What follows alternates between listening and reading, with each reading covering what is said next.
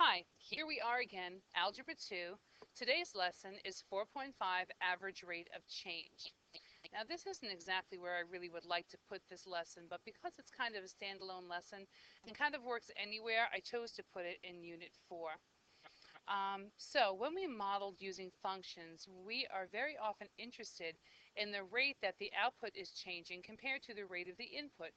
And in a linear function, we call it the slope. These have important real-world applications to see how situations are changing in relation to usually time. So in exercise 1, the function f of x is shown graphed to the right. Calculate the average rate of change for the function over each of the intervals.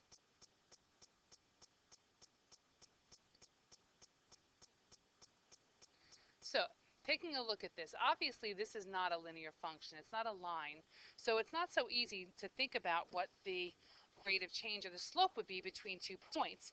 But is it? It's actually not bad. If you take the 2 points and you actually create a line between those 2 points, now you can determine what the slope is between those points. So the wonderful thing about this is they always give us the interval, but I'm going to remind you that the interval always means what they're giving you are the x values. So the first thing they want you to do is calculate from 0 to 4. So when x is 0, 1, 2, 3, and x is 4. So between these two. So what I always do is the first thing I always think about are what are my points? Well, the point is 0, 0, because here's my point. Oh, I'm sorry. Already making a mistake. It's 0, 1 right here. And it's 4, 1, 2, 3, 4, 5, 6, 7. 7. So that's the first thing I do is I actually put my points down. And what we're trying to do is we're trying to find out what the slope is between these. So 1, 2, 3, 4, 5, 6. 1, 2, 3, 4. So it's 6 over 4 change in y over change in x, which is 3 over 2. But how we do that algebraically is we use our formula, the change in the y over the change in the x, which is y2 minus y1 over x2 minus x1. How I usually do it is I start in the back and I do my y's first. So 7 minus 1 in my numerator, 4 minus 0 in my denominator. Wherever I start again. So 7 minus 1 is 6 over 4, which is equal to 3 over 2, which is what we kind of just determined. All right, now you don't have to write this formula down every time. The time will come where you get really good at it. So the next points, now I know 4, we just did that one, it's 4, 7, and now the other point is 7. So 4, 5, 6, 7, so that's this point up here. So 1, 2, 3, 4, 5, 6, 7, 8, 9, 10. So it's 7, 10. So we're going to do the same thing, same process, and we're going to do 10 minus 7, okay, different color, 10 minus 7 over 7 minus 4. Remember, it's always the change in y over the change in x. So we get 3 over 3, which is equal to 1. Now we can take a minute and realize it's from this point to this point here. So it's up 3 over 3. So it's 1. All right, so how about the last one? Now I know 7 already, so this is 7, 10. And then it's 13, it's right here. So 1, 2, 3, 4, 5, 6, 7, 8, 9, 10, 11, 12, 13, 14, 15. So there are my 2 points. So this one's going to be 15, different color again, 15 minus 10 over 13 minus 7, which is equal to 5 over 6. So there's that one, and there's that one. All right, so that's really all we're doing for this entire lesson. So if you're good with this now, you're golden. The rest of this is cake. All right? It's just manipulating this just a little bit, some of the other problems, because remember, it's about the concept. So you have to be able to apply this even when it's not asked you to directly find the slope or the rate of change. All right? So down here, we just talk one more time about what the rate of change is. Basically what I just told you, y2 minus y1 over x2 minus x1. All right, this is another way to say it, more complicated. All right, it says f of b. Remember that f of b is the y associated with the second point minus f of a, which is the y associated with the first point. All right, so that's going to be a more complicated way to do it. Nobody will ever ask you to write that down. So if you can remember y2 minus y1 over x2 minus x1, that's how I remember it, and I think it works just fine. All right, moving on. Exercise 2. So we have two functions here. So my apologies on this right away because I already did this in my book. There's not enough room here. So we're going to have to try and write small. So maybe you want to wait until I'm done before writing things down. I have already gone back and adjusted this for next year's book and made sure I put more room in here. So they're giving us two functions. They're giving us f and they're giving us g. And then they're telling us over here, calculate the average rate of change for both functions over the following intervals. Do your work carefully and show the calculations that lead to your answer. Now, the reason I tell you to do your work carefully is that you have to stay organized. You have to stay, if you're all over the place, I'm never going to be able to understand your work, and neither will you. So the first thing I'm going to do, now be careful, you can't just come up with the points here. We have to come up with two different points. We have to come up with for f and for g because we don't know what they are. In other words, what I'm saying is if we consider f of x, so if we consider f of x, now we're writing small, f of x, so I know my point, I have to find f of negative 2, and I have to find f of 3. All right, so f of negative 2. Now I'm using my f function. I'm going to write it up here if that's okay, so I remember 5x plus 7. So f of negative 2 is 5 times negative 2 plus 7. We're simply evaluating, which is negative 10 plus 7, which is negative 3. And then we're going to do the same thing for 3. So it's 5 times 3 plus 7, which is 15 plus 7, which is 22. So our 2 points that we're talking about are negative 2, negative 3, and positive 3, 22. Everybody see that? I started with negative 2. I ended with negative 3. I started with a positive 3. I ended with a 22 once I evaluated in f of x. So these are my f of x. So let's determine now what my slope is. So my slope, or my rate of change,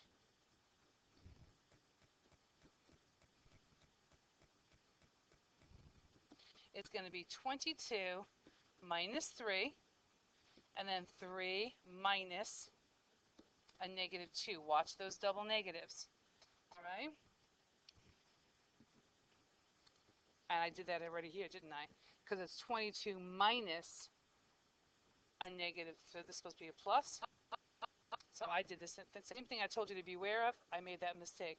So 25 over 5 is equal to 5. Now we're going to do the same thing with g of x. All right, so now let's do the same thing with g of x. I feel like I need a different color. Okay, so how about I used blue and I didn't want to use blue. All right, so I'm going to make g of x purple. So now we're going to consider g of x. So this is a little fatter. G of x is going to be, now we're going to do the same thing, g of negative 2, and we're going to do g of positive 3. So g is 2x squared plus 1.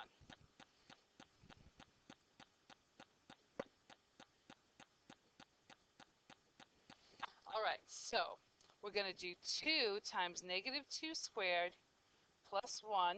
You're going to put this right in your calculator because negative 2 squared is positive 4. 4 times 2 is 8, and 8 plus 1 is 9.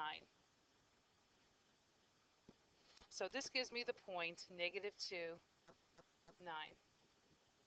So g of 3 is the same thing. 2 times 3 squared plus 1 is equal to 3 squared is 9. 9 plus 2 is 18. 18 plus 1 is 19. So this gives me the point 3, 19. So now what we're going to do is do the same thing, the rate of change. Why don't we still do that in, why don't we do that one in red? So here we do rate of change.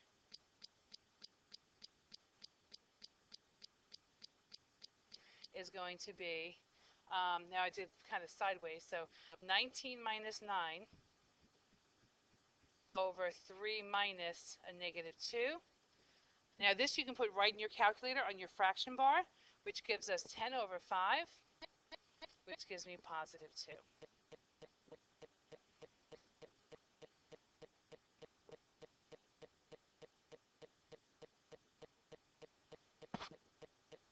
All right, so this was my f of x rate of change. This is my g of x rate of change for these two numbers. And now they want us to do it for 1 and 5. All right, so why don't you take a minute, pause this, write this down, make heads or tails of it, and give it a try for 1 to 5. I'm just going to remind you that on number 2 here, they're just giving you the interval in a different notation. It's the same thing. It means the same thing as this one. So this is 1 less than or equal to x less than or equal to 5. Another way to write it, step building notation versus interval notation.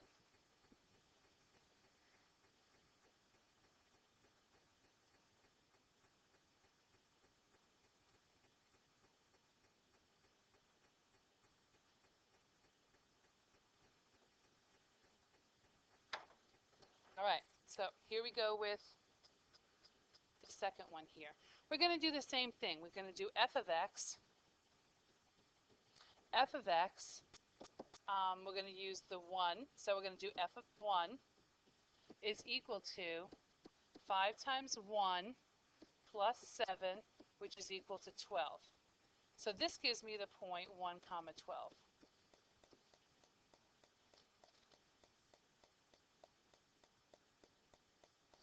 I'm going to do the same thing for f of 5.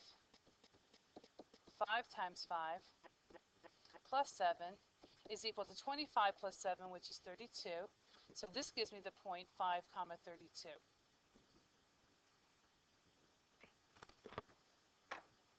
We're going to do the rate of change here for f of x.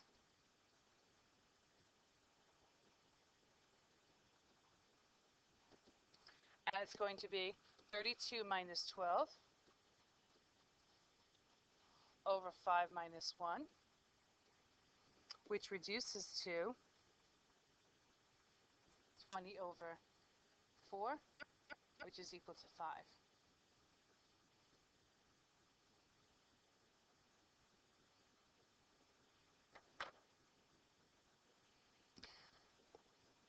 We're going to do the same thing for g of x. Oh, I got to leave it there to eat that. And I hate using this big fat purple one, but that's what I used here, so I'm going to use it again. So I'm going to do g of 1, and I'm going to do g of 5. Same thing. So g of 1 equals 2 times 1 squared plus 1, which is equal to 2 times 1 is 2 plus 1 is 3. This gives me the point 1 comma 3. And this one is 2 times 5 squared plus 1, which is 25 times 2 is 50 plus 1 is 51. So this is the point 5 comma 51. So now, again, I'm going to use my red to do my g of x rate of change.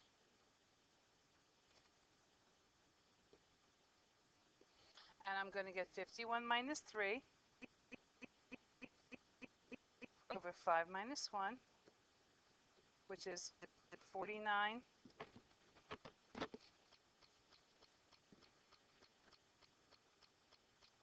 48. I can't do my tongue. I was wondering why that wasn't coming out evenly. All right, so 48 over 4, which is equal to 12. So like I said, we really need more space for that. So my apologies. If you want to do it on separate paper or on a piece of, larger piece of Post-it, you can do that. But I hope the colors make it a little bit easier for us to see. All right. Whew. A lot of busy work. Not hard. A lot of busy work. All right. So now the next part of this says the average rate of change for F was the same in both 1 and 2. Notice how I have a 5 here, and I have a 5 here. So no matter what the 2 points were, I have the same rate of change. But if you take a look at the next one, I have to figure out how to do this. This is what I want. How about this color right here? I have 2 right here, and I have 12 for g of x right here. That doesn't show up so nicely. But anyway, I just want you to recognize why that they're different. And the question in B says, why is that? Why is that? Well, when you take a look at our functions, our f of x up here, I'm going to slide back up again, is 5x plus 7, and our g of x is 2x squared plus 1. So our f of x is linear. No power it's raised to, where our g of x is quadratic. So when you look down here now, you're going to say, why is that? You're going to say f of x is a linear function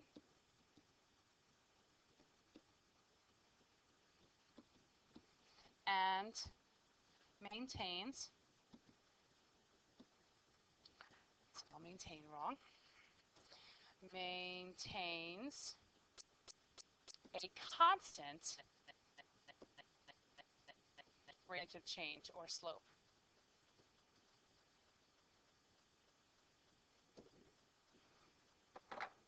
G of x is a quadratic function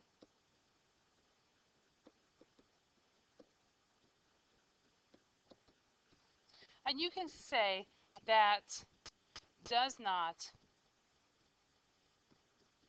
remain constant, let's say, with its rate of change. Not a very good sentence, but you understand what I'm saying. All right, so the rate of change doesn't remain constant for a quadratic function.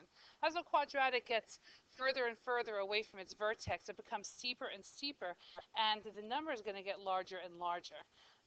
As it gets closer, it's going to be a little less, and the rate of change is going to stay smaller. Okay? Now, exercise 3, which is our last exercise, can be a little tricky, but again, it's recognizing the concept. All right? I'm sorry, if I'm going too fast, make sure you pause and you write that down. All right? Hopefully you're finished pausing because I'm moving on to 3 now. So the table below represents a linear function. That's huge, understanding that, because the only time you can do something like this is with a linear function. So this says, fill in the missing entries. So I can't put this in my calculator. I do not know what the function is. So at this point, we have to say to ourselves, well, what do I know? I have points here. Now, some people don't like it like this. Some people prefer it like this.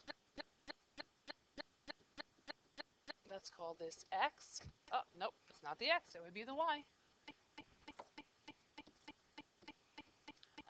This would be the x22, and this would be a 45.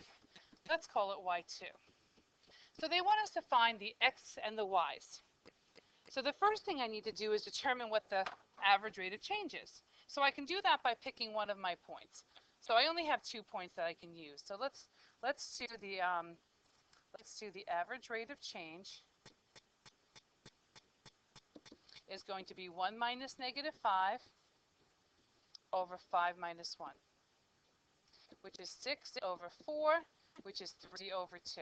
So that should stay constant throughout all of this. So the best way to do this, you actually could come up with an equation based on this. Because now, if you think about this being linear, kind of going off on a tangent here, I know y equals mx plus b. I know my slope is 3 over 2 x plus b. And how do I find b? I plug in one of my points. So you can take the point, one of those points, let's say 1, negative 5, and plug it in. Negative 5 is equal to 3 over 2, x is 1, plus b. All right? So b is not going to be a nice number. Negative 5 is equal to 3 halves plus b, minus 1 1/2 from both sides, or minus 3 halves. This is the same thing as 10 over 2. This is negative, that's negative, so it's going to be 13 over 2 is equal to b. So it's not a nice number. So again, you can still do it this way. All right, and then you should be able to put this in your calculator and come up with, I'm sorry, it's a minus sign, isn't it? It's supposed to be negative. You can put this in your calculator and come up with a table. So that's one way to do it. Remember, many paths to the same answer, same solution. But if I want to know what 11 and y is, then I can pick two more. How about instead of using these 2 points, how about I use, well, I can't do that. I guess I can. These 2 points. So I can say, what's y minus 1? Y minus 1 over 11 minus 5.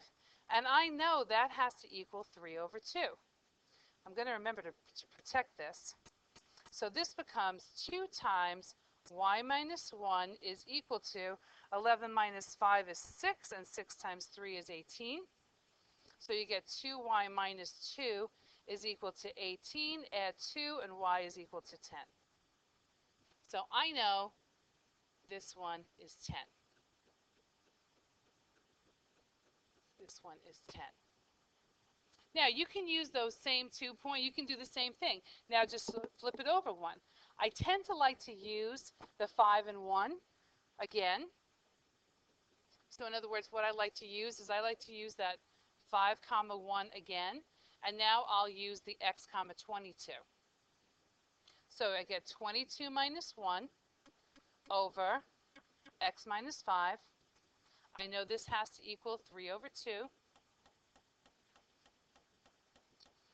So I get 21 over x minus 5 is equal to 3 over 2, cross multiplying. So I get 3 times x minus 5 is equal to 42. X turns out to be 19. All right? And we do the same thing for the last one. You might want to give that a try. Z turns out to be 61. Oh, I'm sorry, I called it Y2. My bad. I'm looking at my notes. Y2 is equal to 61. If you want to go ahead and try that and see if you come out with the right answer. All right. So give this a try. Rewind this and look at this part again. It's not that hard. Just, again, it's all about understanding the concept. All right. Until next time, make good choices. Take your questions, bring them to class with you so we can make sure we're addressing them. Okay? Bye now.